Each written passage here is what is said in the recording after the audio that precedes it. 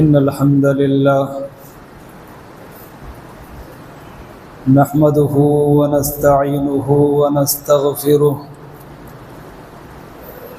ونعوذ بالله من شرور أنفسنا ومن سيئات أعمالنا من يهده الله فلا مضل له ومن يضلل فلا هادي له أشهد أن لا إله إلا الله وحده لا شريك له وأشهد أن محمدًا عبده ورسوله يا أيها الذين آمنوا اتقوا الله حق تقاته ولا تموتن إلا وأنتم مسلمون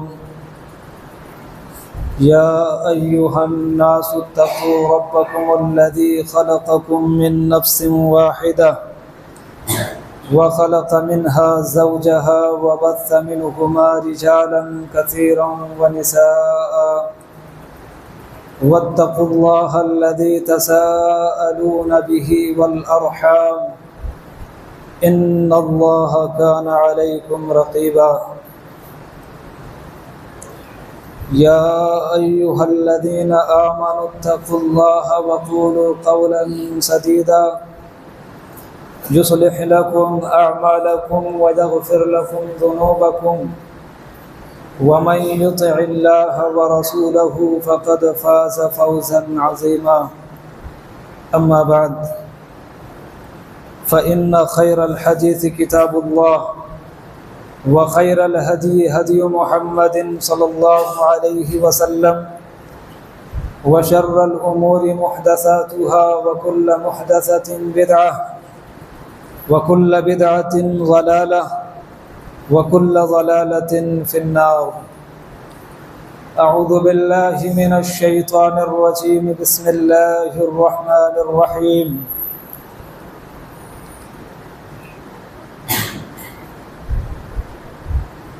لقد كان لكم في رسول الله أسوة حسنة وقال الله تعالى في موضع آخر يا أيها الذين آمنوا لا ترفعوا أصواتكم فوق صوت النبي وقال النبي صلى الله عليه وسلم لا يؤمن أحدكم حتى أكون أحب إليه من والده وولده والناس أجمعين رواہ البخاری۔ تمام قسم کی تعریف، توصیف، تحمید، تذکیر، تحلیل، تکبیر، بڑائی، بزرگی، حمد و ثنا اس خالق کائنات کے لیے ہے جس کی مدح تک بولنے والوں کی رسائی نہیں۔ بعدہ درود و سلام نازل ہوں اللہ کے بھیجے ہوئے تمام برگزیدہ نبیوں اور رسولوں پر، خصوصاً بڑی عقیدت و محبت کے ساتھ درود و سلام کا نذرانہ پیش ہو امام الانبیاء، خاتم النبیین، رحمت للعالمین، سید المعصومین جناب محمد الرسول اللہ صلی اللہ علیہ وسلم پر۔ محترم بزرگوں، زندہ دل نوجوان ساتھیوں، پیارے بچوں اور پردہ نشین خواتین اسلام، آج سے 1500 برس پہلے سرزمین عرب کے مشہور شہر مکہ میں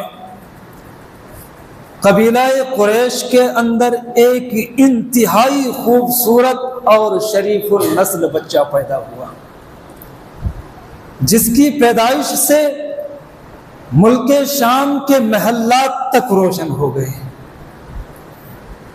پورے قبیلے میں جشن کا ماحول تھا، لوگ مبارکباد پیش کر رہے تھے۔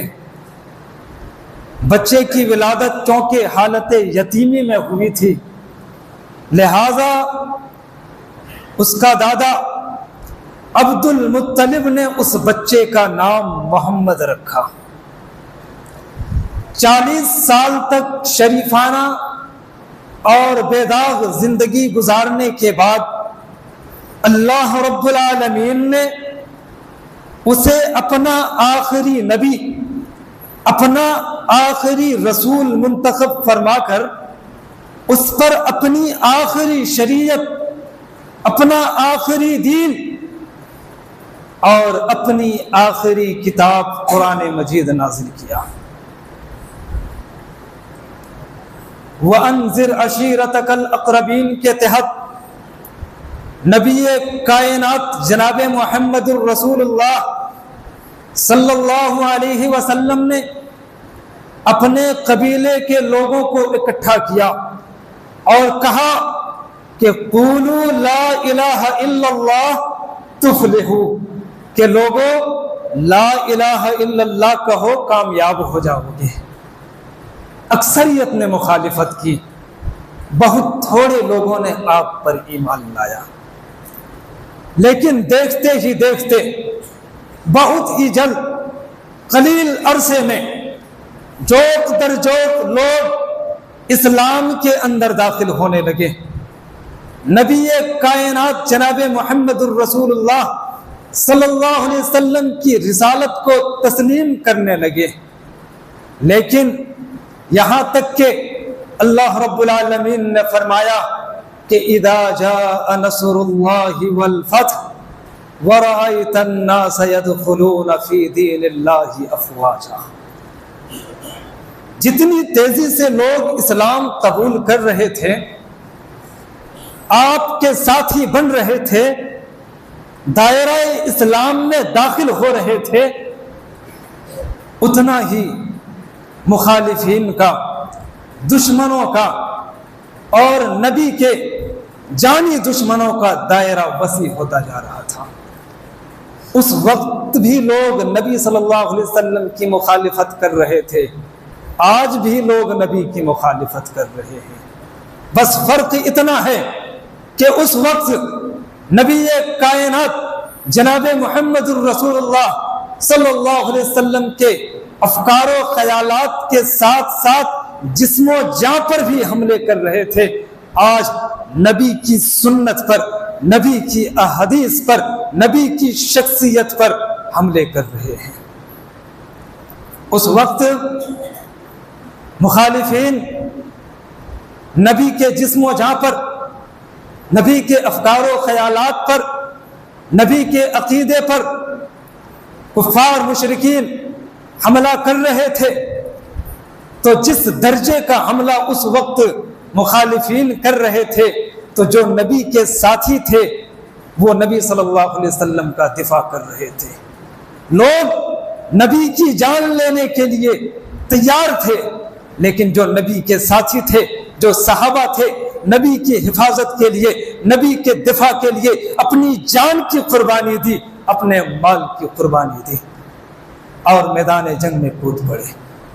بحیثیت مسلمان ہمارے اوپر یہ ذمہ داری عائد ہوتی ہے کہ آج جو نبی کی سنت پر، نبی کی احادیث پر حملے ہو رہے ہیں اس کا دفاع کریں۔ اور اسی مناسبت سے آج کا جو میرا موضوع ہے وہ ہے دفاع سنت۔ آئیے سب سے پہلے دیکھتے ہیں کہ سنت کیا ہے۔ سنت کا لغوی معنی راستہ یا طریقہ ہے۔ اصطلاحی تعریف میں علماء کا اختلاف ہے۔ علماء اصولیین تعریف میں اختلاف ہے، لیکن حقیقت میں کوئی اختلاف نہیں ہے۔ علم کی تقسیم کی وجہ سے علماء نے الگ الگ سنت کا مفہوم لیا ہے۔ علماء اصولیین سنت سے کچھ مراد لیتے ہیں، فقہا سنت سے کچھ اور مراد لیتے ہیں، محدثین کے یہاں سنت کی تعریف الگ ہے، متکلمین کے نزدیک سنت کا مفہوم یہ ہے کہ علم عقیدہ میں سنت کا لفظ بدعت کے مقابلے میں استعمال کیا جاتا ہے۔ عقائد کی کتابوں میں جب یہ بات کہی جاتی ہے کہ یہ سنت ہے تو اس کا مطلب یہ ہوتا ہے کہ یہ بدعت نہیں ہے۔ اسی سے ہم اور آپ اپنے آپ کو اہل سنت والجماعت کہتے ہیں، یعنی ہم اہل بدعت نہیں ہیں۔ یہ الگ بات ہے کہ کچھ لوگ اپنے آپ کو کٹر سنی کہلواتے ہیں، اہل سنت کا نعرہ لگاتے ہیں، حالانکہ سب سے زیادہ بدعت انہی کے یہاں پائی جاتی ہے۔ فقہا کے نزدیک سنت کا لفظ فرض کے بالمقابل استعمال ہوتا ہے۔ فقہ کی کتابوں میں جب یہ بات کہی جاتی ہے کہ یہ سنت ہے تو اس کا مطلب یہ ہوتا ہے کہ یہ فرض نہیں ہے۔ مثال کے طور پر مسواک کرنا سنت ہے، یہ فرض نہیں ہے۔ وضو میں تین مرتبہ اعضاء کو دھونا یہ سنت ہے، ویسے فرض تو ایک ہی مرتبہ میں وضو ہو جائے، لیکن سنت تین مرتبہ۔ پیر اور جمعرات کے روزے رکھنا سنت ہے، یعنی یہ فرض نہیں ہے۔ محدثین کے نزدیک نبی کائنات جناب محمد الرسول اللہ صلی اللہ علیہ وسلم کے اقوال، افعال، تقریرات اور پیدائشی و اکتسابی اوصاف کا نام سنت ہے۔ سنت، دفاع سنت ایک سلگتا ہوا حساس موضوع ہے۔ ہر دور میں نبی صلی اللہ علیہ وسلم کی پاک شخصیت پر کیچڑ اچھالا گیا ہے۔ کبھی کفار و مشرکین نے برا بھلا کہا، کبھی یہودیوں نے دشمنی کی، کبھی نصرانیوں نے تان و تشنی کا نشانہ بنایا، کبھی غیروں نے آنکھ دکھائی، کبھی اپنوں نے لوٹنے کی کوشش کی، مگر محبوب خدا کو بھلا کوئی نقصان پہنچا سکتا ہے؟ نور حق شمع الہی کو بجھا سکتا ہے کون؟ جس کا حامی ہو خدا اسے مٹا سکتا ہے کون؟ اللہ اپنے نبی سے اتنا پیار، اتنی محبت اور اتنا لاڈ کرتا ہے کہ پورے قرآن میں اللہ نے یا محمد کہہ کر کے کہیں نہیں پکارا ہے۔ انتہائی محبت کے ساتھ یا ایھا النبی کہا، کبھی انتہائی نرمی اور شفقت کے ساتھ یا ایھا المدثر، یا ایھا المزمل کہہ کر کے پکارا، کبھی ما ودعک ربک وما قلی کہہ کر کے اپنی معیت کا احساس دلایا، کبھی لست علیہم بمسیطر اور ورفعنا لک ذکرک کہہ کر کے حوصلہ دیا، کبھی کہا کہ یا ایھا الذین آمنوا لا ترفعوا اصواتکم فوق صوت النبی، کہ اے مومنو میرے نبی سے اونچی آواز میں بات نہ کرنا۔ کبھی اللہ نے نبی کی اتباع کو اپنی محبت قرار دے کر لوگوں کے دلوں میں نبی کی محبت کو اس قدر بیٹھا دی کہ لوگ نبی کے ادنا اشارہ ابرو پر مر کٹ جانا اپنے لیے باعث سعادت سمجھتے۔ نبی کی سنت، آپ کا اسوہ، آپ کی سیرت مقدسہ، آپ کی ذات گرامی ہر مسلمان کے لیے دنیا و ما فیہا سے بہتر ہے۔ اگر ایسا نہ ہو تو وہ اپنے ایمان میں خلل محسوس کرتا ہے۔ خود نبی کائنات کے فرمان کے مطابق لا یؤمن احدکم حتی اکون احب الیہ من والدہ وولدہ والناس اجمعین، رسول کائنات فرماتے ہیں کہ تم میں سے کوئی مومن نہیں ہو سکتا یہاں تک کہ میں اس کے نزدیک اس کے باپ، اس کی اولاد اور دنیا کے تمام لوگوں سے زیادہ محبوب نہ بن جاؤں۔ جب تک اس درجے کی محبت نہ ہو جائے نبی سے کہ سب کچھ خدا سے مانگ لیا تجھ کو مانگ کر، سب کچھ خدا سے مانگ لیا تجھ کو مانگ کر، اٹھتے نہیں ہیں ہاتھ میرے اس دعا کے بعد کہ نبی کو دیکھا پھر کسی اور کو دیکھنے کی حسرت نہ ہو۔ جب تک اس درجے کی محبت ہمارے دل میں پیدا نہیں ہو جاتی ہے، رب کعبہ کی قسم ہم رسول کی رسالت پر ہونے والے حملے کا دفاع نہیں کر سکتے۔ نبی ایک کائنات کی شخصیت پر کیچڑ اچھالنے والوں کی سرکوبی نہیں کر سکتے۔ رحمت للعالمین صلی اللہ علیہ وسلم کی ذات پر ہونے والے حملے کا دفاع نہیں کر سکتے۔ ختم نبوت پر ڈاکہ ڈالنے والوں کا مقابلہ نہیں کر سکتے۔ اگر ہم نبی کی محبت کے دعوے دار ہیں تو پھر سنت رسول کو گلے سے لگانا ہوگا، سنت رسول گلے سے لگانا ہوگا۔ اور الحمدللہ ہم نے لگایا ہے۔ میں پورے دعوے کے ساتھ کہہ سکتا ہوں کہ اس وقت کائنات میں خالص کتاب و سنت کے مطابق زندگی گزارنے اور عمل کرنے والا کوئی گروہ موجود ہے تو وہ اہل حدیث ہے۔ رسول اللہ کا، صحابہ کا، تابعین کا، تبع تابعین کا، سلف صالحین کا، محدثین کا، سلف صالحین کا، محدثین کا حقیقی جانشین اور حقیقی وارث اس وقت کائنات میں اگر کوئی موجود ہے تو وہ جماعت اہل حدیث ہے۔ لوگ اپنے اماموں کی امامت کی طرف بلاتے ہیں اور ہم امام کائنات کی طرف بلاتے ہیں، اور نہ صرف بلاتے ہیں بلکہ ختم نبوت اور منصب رسالت کی ناموس کے تحفظ کے لیے پہرے داری اور چوکی داری کا کام بھی کرتے ہیں۔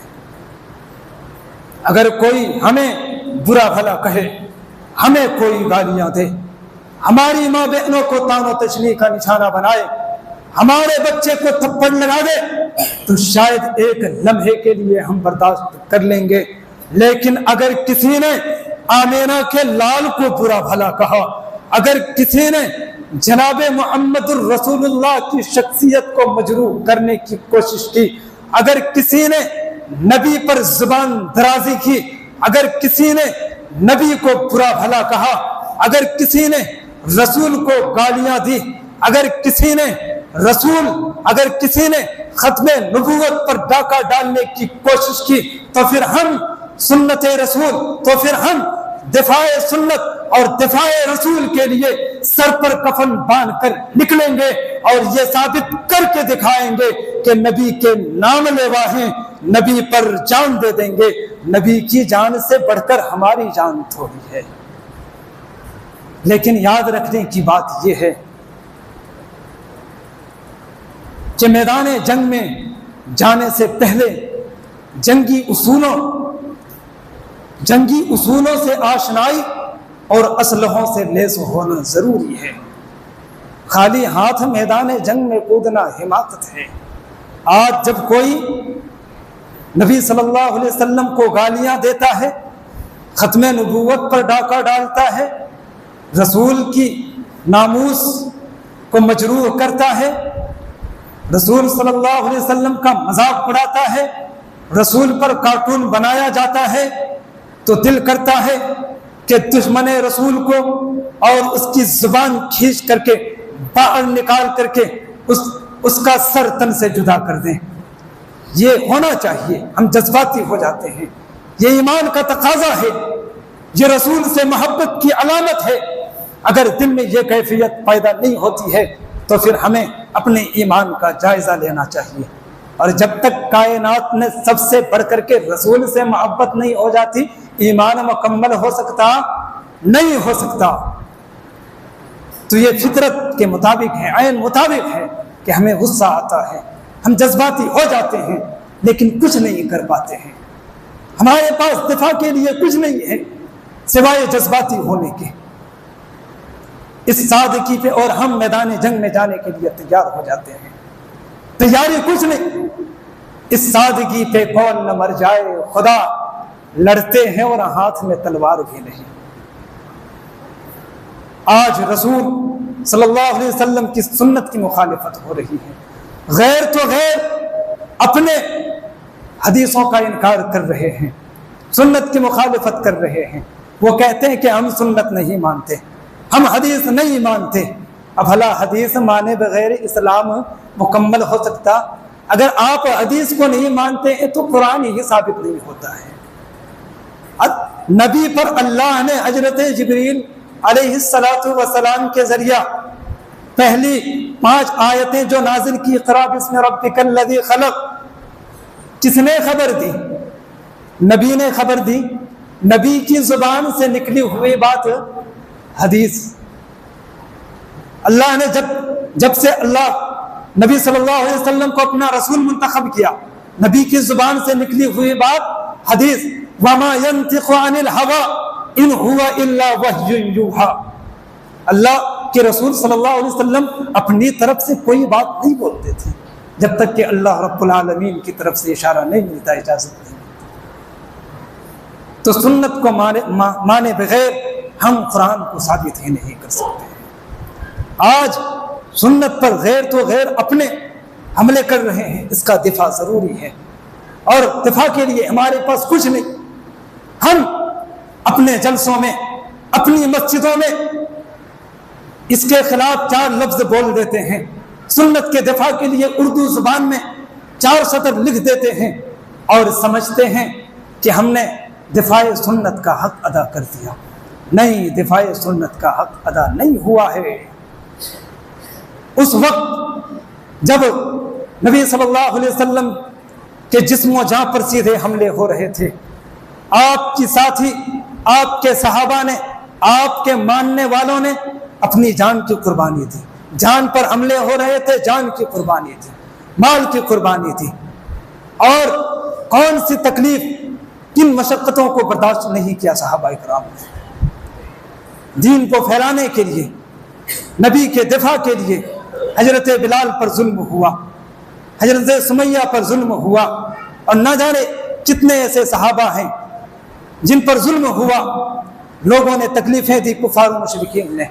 خود نبی کو کبھی دانت شہید کر دیا گیا، کبھی گردن میں پھندا ڈال دیا گیا، ہر طرف سے تکلیف دینے کی کوشش کی، یہاں تک کہ نبی کی جان لینے کے لیے پلاننگ کر کے رات میں پوری تیاری کے ساتھ جان سے مارنے کا پورا عزم کر لیا تھا کہ اللہ نے، یہاں تک کہ دشمنوں نے اپنے گھر سے اسے نکال کر کے ہجرت کرنے پر مجبور کر دیا، لیکن پھر بھی آپ کے صحابہ نے، آپ کے سچے ساتھیوں نے آپ کا ساتھ نہیں چھوڑا، آپ کی حفاظت کی۔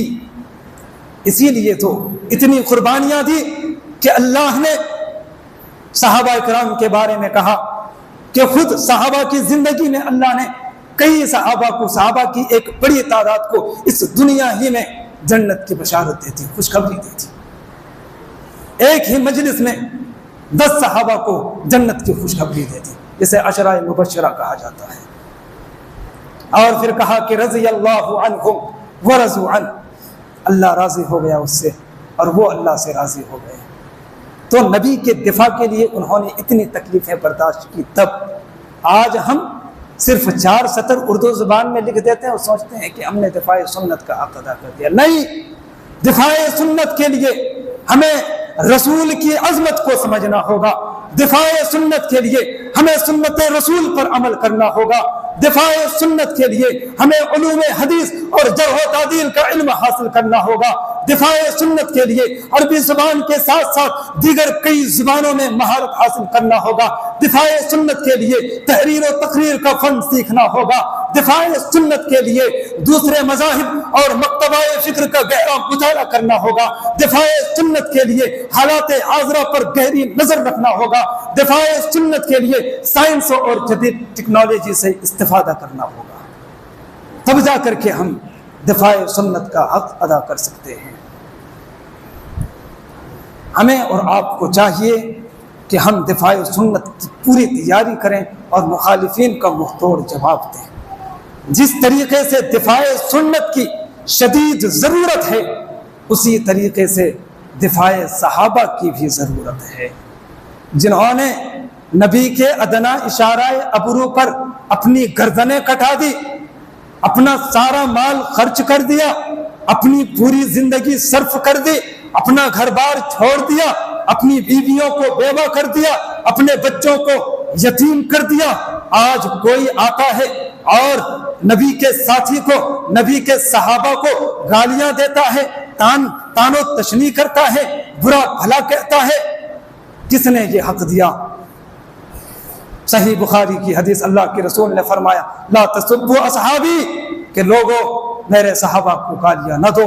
اگر تم احد پہاڑ کے برابر بھی سونا خرچ کر دو تو میرے صحابہ کے 1 یا آدھے مد کے برابر بھی تم نہیں پہنچ سکتے۔ یہ فضیلت ہے۔ آج لوگ صحابہ کو برا بھلا کہتے ہیں، صحابہ کو گالیاں دیتے ہیں، تو دفاع سنت کے ساتھ ساتھ دفاع صحابہ کی بھی ضرورت ہے۔ اللہ رب العالمین سے دعا ہے پروردگار عالم ہم تمام مسلمانوں کو نبی سے کائنات میں سب سے بڑھ کر کے محبت کرنے کی توفیق دے۔ پروردگار عالم نبی کی سنت، نبی کی شخصیت پر ہونے والے حملے کے دفاع کا توفیق دے۔ پروردگار عالم اس وقت مسلمان پریشان حال ہیں، اللہ تو مسلمانوں کی پریشانی کو دور فرما۔ پروردگار عالم جو بیمار ہیں ان کی بیماری کو تو دور فرما، جو بے روزگار ہیں تو اسے حلال رزق عطا فرما۔ اللہ جب تک تو ہمیں زندہ رکھ، ایمان پر رکھ، اور جب ہمارا خاتمہ ہو تو ایمان پر ہو۔ آمین۔ تقبل یا رب العالمین۔